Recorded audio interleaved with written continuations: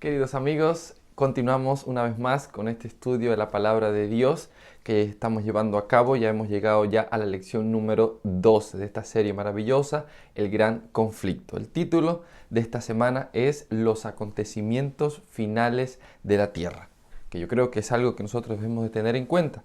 Y el texto bíblico, el texto base de esta semana está en Proverbios capítulo 23, versículo 23, y dice así, versículo 23, compra la verdad y no la vendas, y la sabiduría, la enseñanza y la inteligencia. Hay una invitación clara a poder comprar la verdad y no a negociarla, a venderla.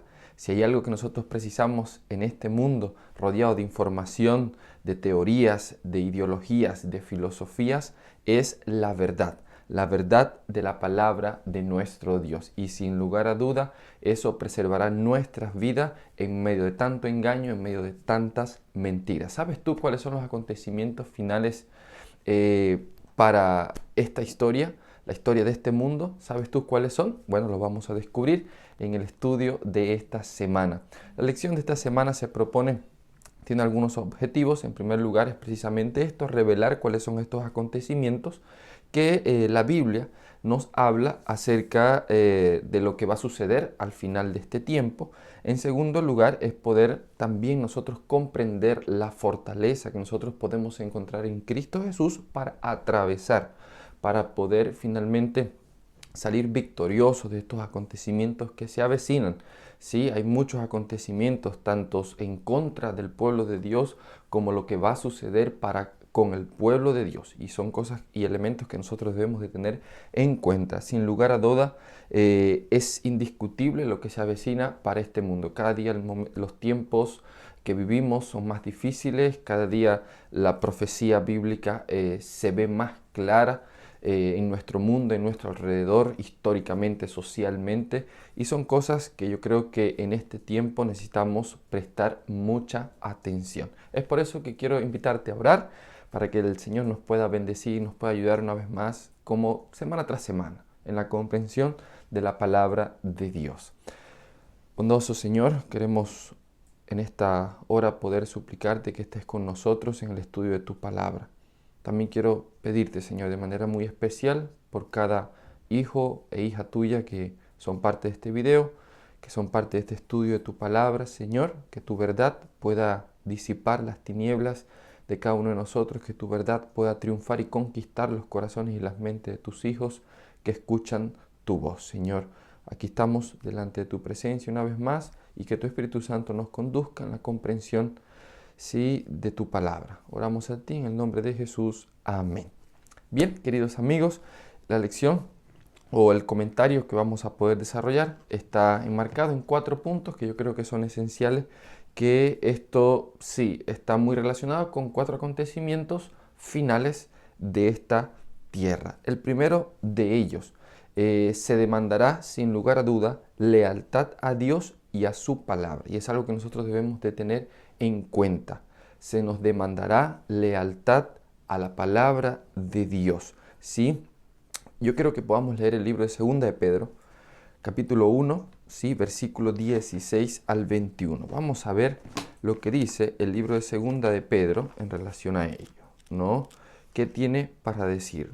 Puedes acompañarme ahí donde estés y puedes buscar lo que dice el libro de Segunda de Pedro, capítulo 1. Mira lo que dice el libro de Segunda de Pedro, capítulo 1, y vamos a leer desde el versículo 16. Dice así: no os hemos dado a conocer el poder y la venida de nuestro Señor Jesucristo siguiendo fábulas artificiosas, sino como habiendo visto con nuestros propios ojos, dice el apóstol Pedro, su majestad. Pues cuando él recibió de Dios Padre honra y gloria, le fue enviada desde la magnífica gloria una voz que decía: este es mi Hijo amado en el cual tengo complacencia. Y dice el versículo 18, y nosotros oímos esta voz, enviada del cielo, cuando estábamos con él en el monte santo. Si hay algo del cual la palabra de Dios nos habla, es de la seguridad de que Cristo viene por segunda vez. Y aquí está hablando el apóstol Pedro. El apóstol Pedro está citando lo que sucedió en Mateo capítulo 17, que fue el monte de la transfiguración. ¿Sí? La visión que tanto Pedro, Juan, tuvieron con Jesús cuando subieron a ese monte, vieron a Elías, vieron a Moisés y también vieron a Cristo en su majestad. Y esto fue una visión que ellos tuvieron acerca de la segunda venida de Cristo. En medio de esa visión, Pedro registra, que de hecho el libro de Mateo también lo dice así, se escuchó una voz que decía, este es mi hijo amado, a él escuchad. Entonces, Pedro en primera instancia da seguridad de lo que acontecerá en el tiempo del fin, y es que Cristo vendrá por segunda vez. Por lo tanto, si nosotros creemos en la palabra de Dios, como dice el primer punto, nosotros debemos de ser leal a Dios y lo que dice su palabra. Si yo creo que Cristo viene por segunda vez, obviamente debo esperar, debo compartir, debo predicar lo que yo creo que la palabra de Dios dice. Y en primera instancia es esto lo que registra. Ahora, Pedro, cuando él sigue en segunda de Pedro, el versículo 19, dice, también tenemos la palabra profética más segura, a la cual hacéis bien en estar atento como a una antorcha que alumbra en lugar oscuro, hasta que el día amanezca y el lucero de la mañana salga en vuestros corazones. Pero dice esto, pero ante todo entended que ninguna profecía de la Escritura es de interpretación privada, porque nunca la profecía fue traída por voluntad humana, sino que los santos hombres de Dios trabajaron, hablaron, dice, siendo inspirados por el Espíritu Santo. Si tal vez en tal caso Pedro, después de comentar y hablar y registrar el testimonio que él tiene de lo que vio y de lo que experimentó en aquel instante del monte de la transfiguración, él dice, bueno, también tenemos nosotros la palabra profética más segura. Es decir, todas las profecías que apuntan, que señalan, que hablan de la segunda venida de nuestro Señor Jesucristo. ¿Por qué Pedro tal vez nos lleva a que nosotros también hacemos bien al estar atentos a estas profecías y lo que las profecías dicen de lo que finalmente va a acontecer? Bueno, dice, porque nunca la profecía fue traída por voluntad humana.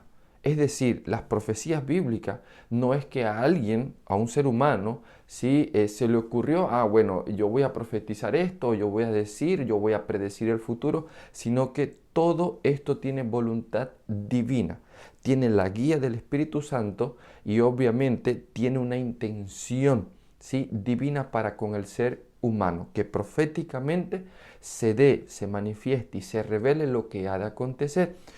En el caso que hemos visto aquí de Pedro, es la segunda venida de Cristo. ¿Será que hacemos bien al estar atentos a lo que la profecía dice? Yo creo que sí. Y hay algo que nosotros debemos de tener con respecto a eso, y es tener lealtad y fidelidad a Dios. Creo que no nos hace ningún mal estar y hacer caso, ¿no?, o dar atención a lo que las profecías dicen. Más bien dice Pedro, mira, hacemos bien al estar atento. Yo creo que es algo que podemos rescatar del estudio de la lección de esta mañana. Cuán atentos nosotros estamos a las profecías bíblicas, a lo que la profecía dice, a lo que ya se ha cumplido, lo que se está cumpliendo y lo que se cumplirá. Vuelvo a repetir, Pedro nos invita y nos dice, creo que hacemos bien al estar atentos, porque no tenemos, dice ahí, profecía, en el versículo 8, teniendo también la palabra profética más segura, y es la palabra de Dios. El segundo punto que vamos a ver y comentar de la lección de esta semana es acerca de lo que también sucederá en este tiempo final. El segundo punto dice, sellados para el cielo. Algo ha de acontecer en este tiempo final, para este tiempo del fin, y es el sellamiento, ¿sí?, para con el pueblo de Dios. Bíblicamente, si tú lees Efesios capítulo 4, versículo 30, si tú lees también Apocalipsis 7, de 2 al 3, tú vas a ver ahí en tal lugar donde se registran aparentemente el sellamiento del pueblo de Dios. En primera instancia, lo que habla el libro de Efesios, habla del sello del Espíritu Santo por el cual nosotros estamos sellados.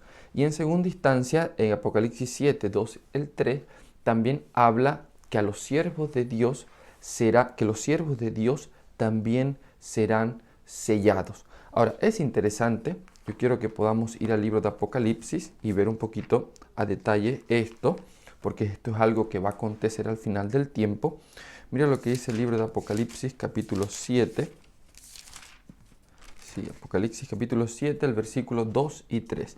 Dice así: después de esto vi 4 ángeles de pie sobre los 4 ángulos de la tierra, deteniendo los 4 vientos de la tierra para que no soplara viento alguno sobre la tierra, ni sobre el mar, sobre árbol alguno. Vi también otro ángel que subía desde donde sale el sol y que tenía el sello del Dios vivo.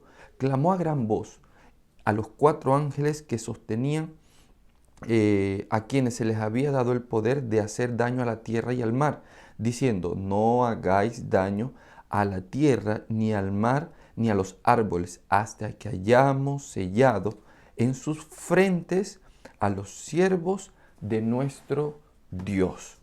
Aquí se propone un sellamiento, ¿sí? No para los que no son siervos de Dios, sino para los siervos de Dios, que son constituidos el pueblo de Dios. Se está hablando acerca de los 144.000 que han de ser sellados antes que, dice ahí, a los ángeles que se le dieron autoridad de hacer daño, lo hagan. Entonces, antes que se haga este daño, obviamente, dice la Escritura: déjame sellar a los siervos de Dios en sus frentes. Esto hace eco a lo que nosotros estudiamos semanas atrás en Apocalipsis capítulo 13, porque cuando nosotros vemos en Apocalipsis capítulo 13 hay algo interesante de lo que habla el capítulo Apocalipsis capítulo 13. Nosotros vimos la semana pasada la primera bestia, la segunda bestia, que la segunda bestia profetiza también acontecimientos finales, y el versículo 16 y 17 dice lo que esta bestia habría de hacer. Versículo 16 dice: y hacía que a todos, pequeños, grandes, ricos y pobres, libres y esclavos, se les pusiera una marca en la mano derecha o ¿en dónde? En la frente, y que ninguno pudiera comprar ni vender sino el que tuviera la marca o el nombre de la bestia o el número de su nombre. Cuando tú ves, básicamente, cada uno de ellos, si nosotros leemos también el versículo 15, nos vamos a dar cuenta también de algo, y es que se le permitió infundir aliento a la imagen de la bestia, para que la imagen hablara e hiciera matar a todo el que no lo adorara. La marca de la bestia, que hay una propuesta, en este caso, de lo que registra el libro de Apocalipsis, de que esta marca se pondrá en la mano o se pondrá en la frente, ¿sí? Y se va a poner también, dice, a todos aquellos que adoren y sigan a la bestia, a la segunda bestia que nosotros vemos ahí del libro de Apocalipsis capítulo 13. De hecho, si nosotros leemos el capítulo 14, el mensaje del tercer ángel, también vamos a ver que ahí está la marca de la bestia. Y un tercer ángel lo siguió diciendo a gran voz: si alguno adora a la bestia, a su imagen, y recibe la marca en su frente y en su mano. Fíjense eso, lo que ha de acontecer. Nosotros debemos de tener noción de algo, y es de la marca de la bestia. Y la marca de la bestia hará posicionarse y hará visible a los adoradores de la bestia, del dragón. Sin lugar a duda es lo que nosotros vemos registrado en el libro de Apocalipsis. Ahora, nosotros no podemos olvidar que el mensaje del primer ángel hace una invitación también a adorar. ¿Pero adorar a quién? El capítulo 14, el versículo 6, nosotros vemos ahí en la mitad del versículo, dice: temed a Dios y dadle gloria, porque la hora de su juicio ha llegado. Y noten esto: adorad a aquel que hizo el cielo, la tierra, el mar y las fuentes de las aguas. Ahí nosotros vemos la invitación que hace o que registra el libro de Apocalipsis, adorar a aquel que hizo el cielo, la tierra, el mar y las aguas. La pregunta es, ¿cómo nosotros podemos saber en tal caso si estamos adorando a Dios? Dice aquí que es el que creó el cielo, la tierra, el mar y las fuentes de las aguas. Bueno, esto es un lenguaje, son palabras que son las mismas que se utiliza y registra el libro de Éxodo capítulo 20, versículo 8, porque así como hay una marca que hace visible y hace posicionarse a aquellos que adoran, en tal caso a la bestia, ya también hay una señal, ¿sí?, que se comprende que es el sello de Dios, y ya lo vamos a decir por qué, que hace visible a los adoradores de aquel que hizo el cielo, la tierra, el mar y la fuente de las aguas. ¿Cuál es esa señal visible? Ese sello. Mira lo que dice Éxodo capítulo 20, versículo 8, que del cual yo creo que muchos conocemos también. El libro de Éxodo capítulo 20, versículo 8, dice así: acuérdate del día de reposo para santificarlo. Y sigue diciendo, 6 días trabajarás y harás toda tu obra, pero el séptimo día es de reposo para Jehová. Es de reposo para Jehová tu Dios. No hagas en él obra alguna, tú ni tu hijo, ni tu hija, ni tu siervo, ni tu criada, ni tu bestia, ni tu extranjero que está dentro de tus puertas. Porque en 6 días Jehová hizo los cielos y la tierra, el mar y todas las cosas que en ellos hay, y reposó en el séptimo día. Por tanto, Jehová bendijo el sábado y lo santificó.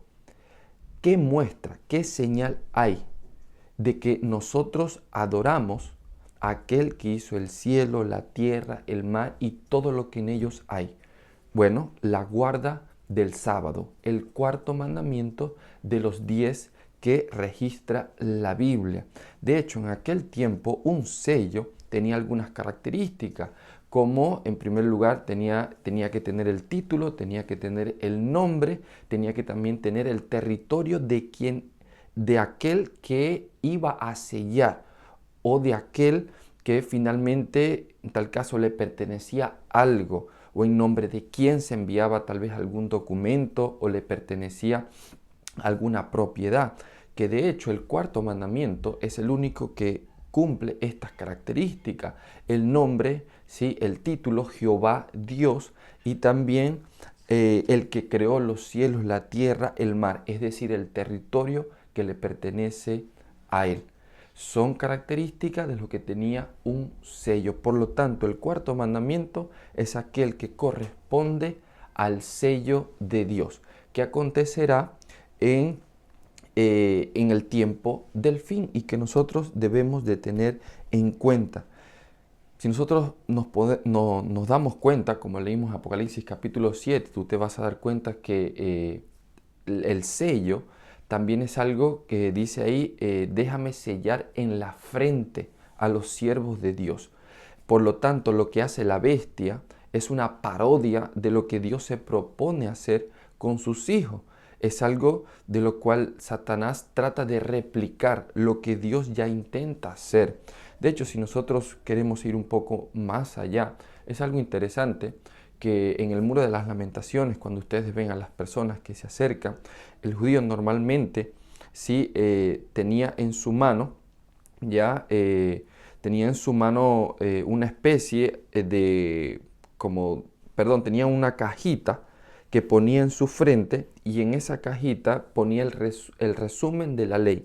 Y de la cajita tenía una cinta que bajaba por todo el brazo, ¿sí?, enrollándose hasta que le llegaba a la mano. Y con esa cajita pegada del Muro de Lamentaciones, ellos oraban, y ellos estaban posicionándose o haciendo visible su lealtad a Dios y también al gobierno de Dios, porque eran sujetos a la ley de Dios. Entonces, sin lugar a duda, es algo que nosotros vemos en la Biblia, del cual va a acontecer al final del tiempo. Si hay algo que hay que destacar, es que finalmente el sello de Dios permitirá atravesar la gran tribulación seguros y victoriosos, a pesar de que tal vez tengamos que sufrir las amenazas de esta bestia, porque decía, mira, que hacía matar a todo aquel que no le adorase. Y de hecho, el mensaje del tercer ángel dice, si alguno recibe la marca.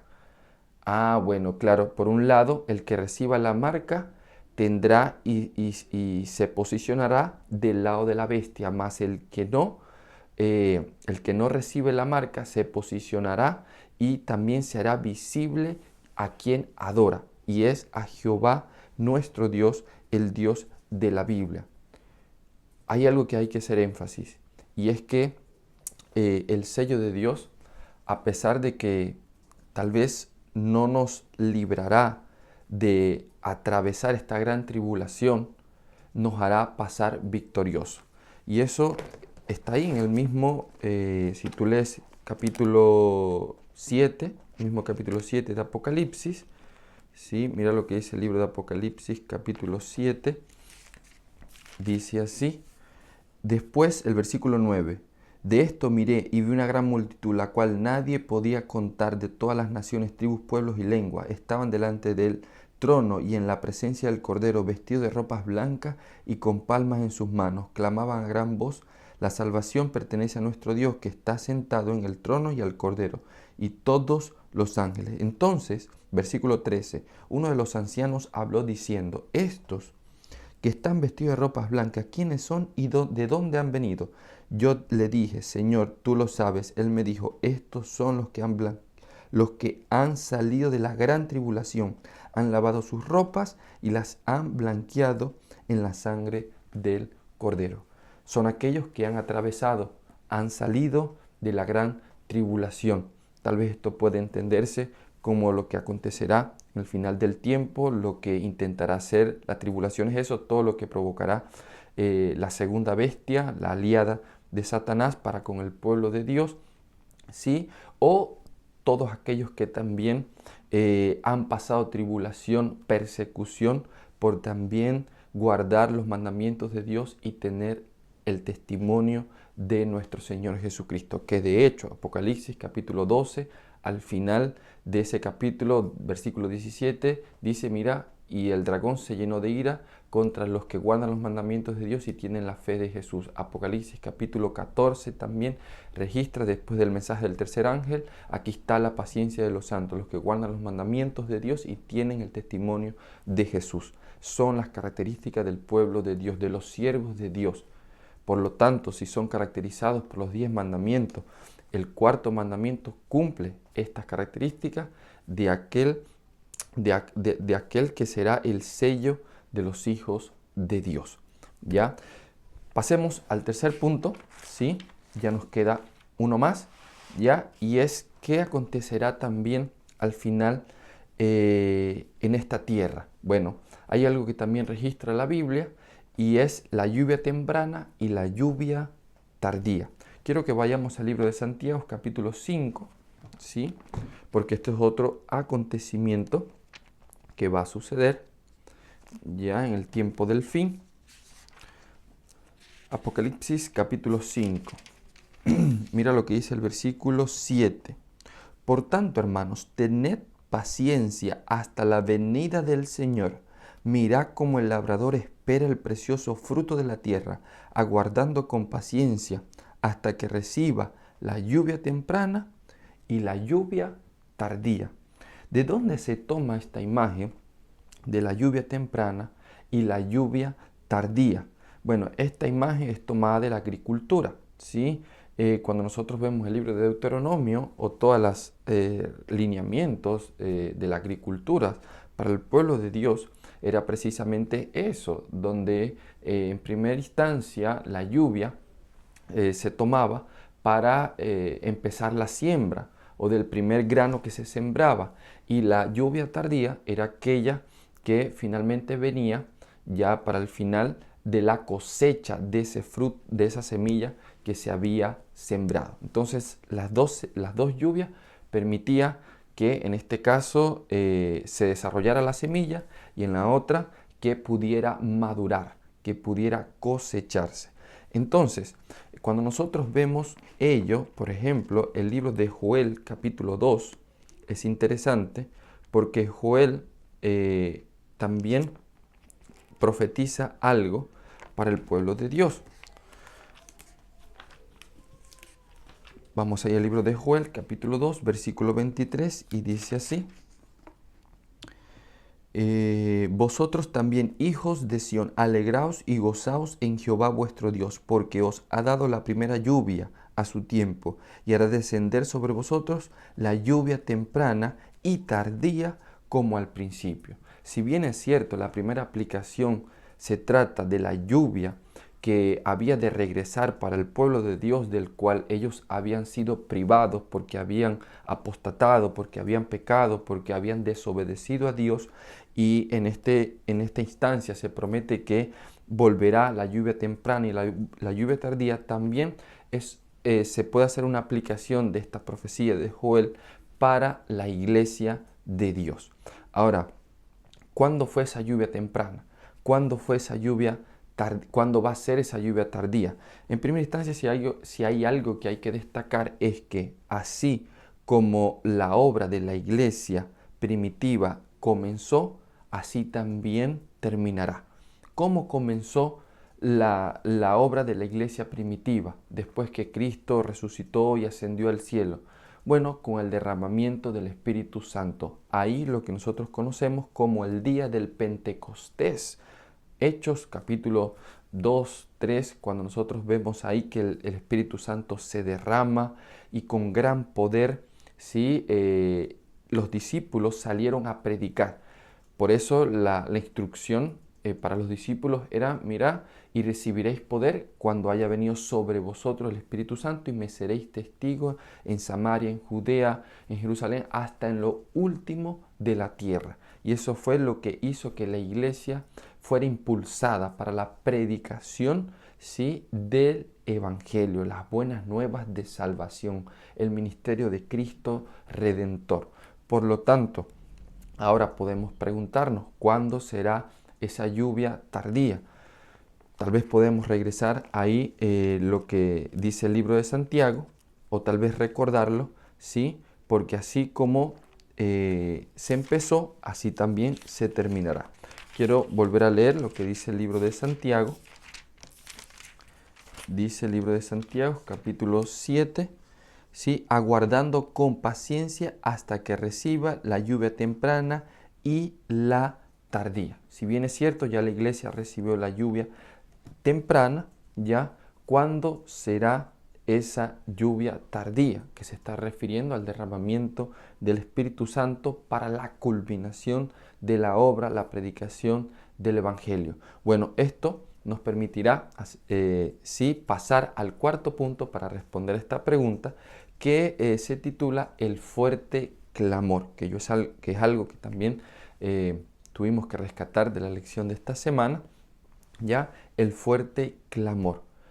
¿Por qué está constituido el fuerte clamor que también responde a la lluvia tardía? Bueno, el libro de Apocalipsis, capítulo 18, será otro acontecimiento para el fin del tiempo. Mira lo que dice Apocalipsis, capítulo 18, versículo 1. Después de esto vi otro ángel que descendía del cielo con gran poder, y la tierra fue alumbrada, dice, con su gloria.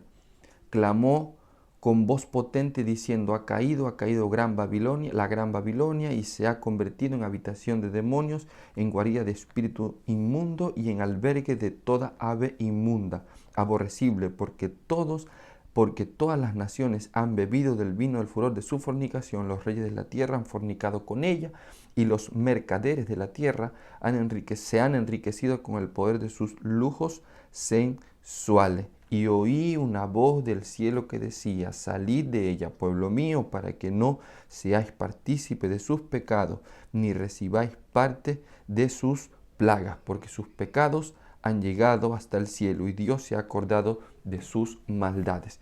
Este ángel que desciende con gran poder, ¿sí?, y con gran gloria a la tierra para ser alumbrada, se constituye, o podemos entenderlo, podemos aplicarlo para sí, para aquel impulso por el Espíritu Santo para la culminación y proclamación de las buenas nuevas de salvación. Por lo tanto, este ángel hace una invitación clara a salir, a abandonar, a dejar el sistema apóstata religioso, ¿sí? Del cual no solamente el sistema religioso apóstata practicaba, sino que este era un sistema de que todos los habitantes de la tierra y que muchos, ¿no?, eran participantes de ella, así como lo propone la segunda bestia cuando habla que hacía que pobres, que ricos, que pequeños, que grandes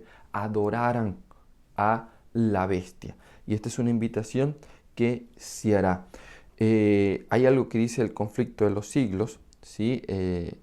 Interesantes acerca de este día, ya que yo lo quiero leer para que pueda quedar un poquito más claro acerca de lo que acontecerá ya en este tiempo del fin. Dice, la gran obra del Evangelio no terminará con menor manifestación, dice, del poder de Dios que la que señaló su comienzo. Las profecías que se cumplieron en el derramamiento de la lluvia temprana al principio de la obra del Evangelio, dice, deben volverse a cumplir en el tiempo de la lluvia tardía, al fin de dicha obra. Siervos de Dios, con semblantes iluminados y resplandecientes de santa consagración, se apresurarán de lugar en lugar, proclamarán el mensaje del cielo. Miles de voces darán la advertencia por toda la tierra, se realizarán milagros, los enfermos sanarán y signos prodigiosos seguirán a los creyentes. Conflicto de los siglos, páginas 669 y 670.